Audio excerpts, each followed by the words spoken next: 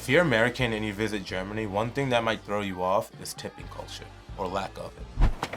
This is Minute Maid. You think I'm gonna tip on Minute Maid?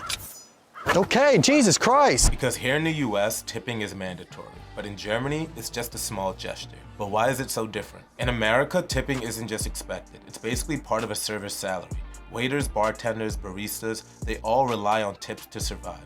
In fact, in most states, the federal minimum wage for tipped workers is only $2.13 an hour. Yeah, $2. That means if you don't tip, they might not make enough money for the night. But in Germany, the system is completely different. Servers actually get paid a livable wage, usually between 12 to 15 euros an hour. So while tipping is appreciated in Germany, it's not necessary for them to pay rent.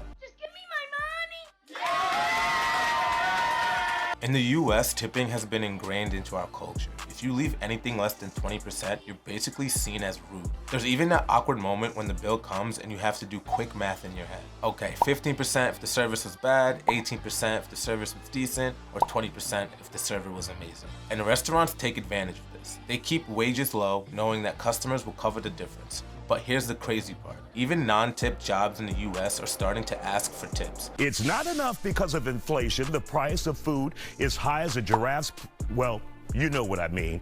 But now they expect you and I to tip self-service checkout machines. Where does it stop? Some airports, bakeries, coffee shops, and even now some stadiums have introduced a self-service tipping option. Suddenly, everyone wants a few bucks. But in Germany, tipping is way more relaxed. You don't need to pull out your calculator. Most people just round up their bill. If your meal is $18.50, you might say make it 20. That's it. No pressure, no guilt trip, and definitely no 20% rule.